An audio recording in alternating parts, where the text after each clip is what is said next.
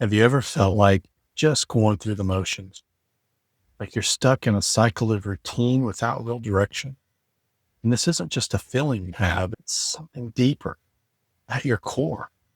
Maybe you're dealing with the fear of failure or worse, fear of rejection if you actually pursue what's burning in your hearts.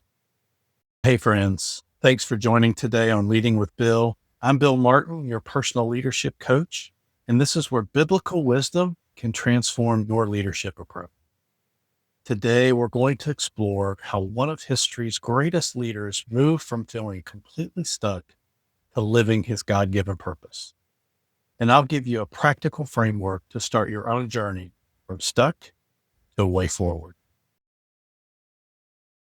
Let's be honest about what keeps us stuck. I see three main purpose killers in the people I coach. First, there's drift, living on autopilot without intentional direction. Wake up, go through your routine, few weeks, months pass by with the same old unfulfilled life. But deep down, you're asking, is this it?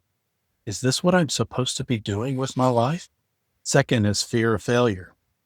You have this passion and direction that you want to go, just burning inside of you, but these questions linger. What if I'm not good enough? What if I try and fall flat on my face? And third, fear of rejection.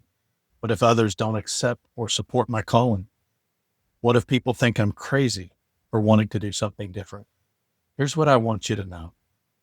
These aren't new struggles. Even biblical heroes face these same challenges before stepping into their purpose. Let me show you what I mean. Turn with me to Exodus chapters 3 and 4. Let's look at Moses, one of the greatest leaders in history. Before he led the Israelites out of Egypt, he was stuck, really stuck. Moses had been tending sheep in the wilderness for 40 years. 40 years. Think about that. He fled Egypt after killing an Egyptian, and now he's just existing, drifting, day after day, leading sheep to pasture, but no vision, no mission, just survival. Can you imagine the conversations in his head? I used to live in Pharaoh's palace. And I had education and influence and opportunity. Now look at me, a shepherd in the middle of nowhere. Then came the burning bush. God reveals himself and says, I have seen the misery of my people in Egypt. So now go, and I am sending you to Pharaoh to bring my people out of Egypt. But here's where it gets real. Moses doesn't jump up and say, yes, Lord, I've been waiting for this moment. No, he argues with God. 4 different times he gives excuses.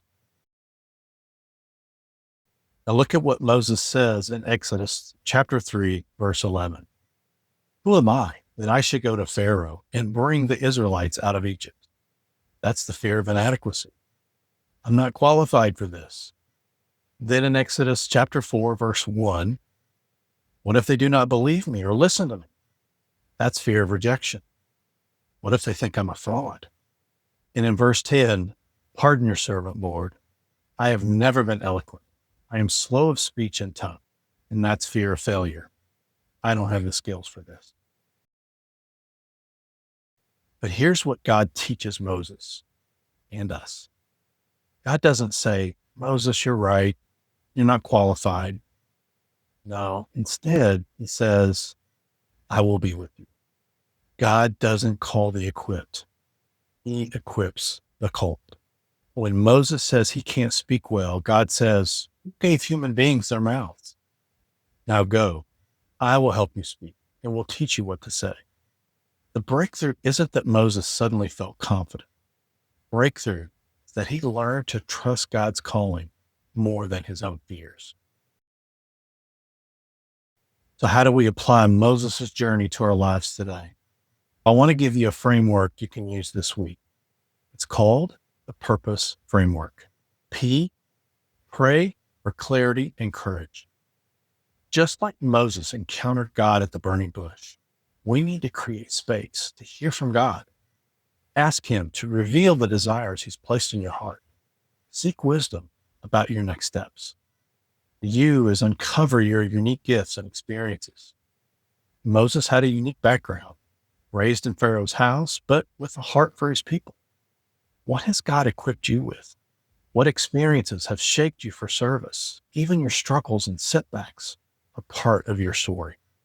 R is recognize the needs around you. God showed Moses the suffering of the Israelites. Where do you see problems that you feel called to solve?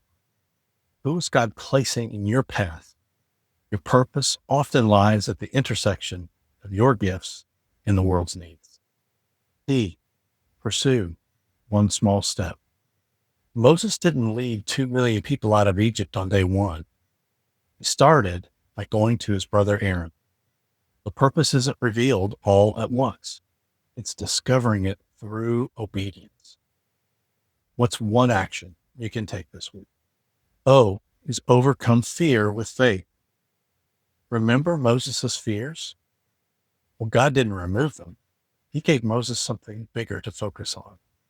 God's calling comes with God's provision. Fear is normal, but letting it stop you is optional. S, serve others through your gifts. Moses' purpose wasn't about Moses. It was about serving God's people.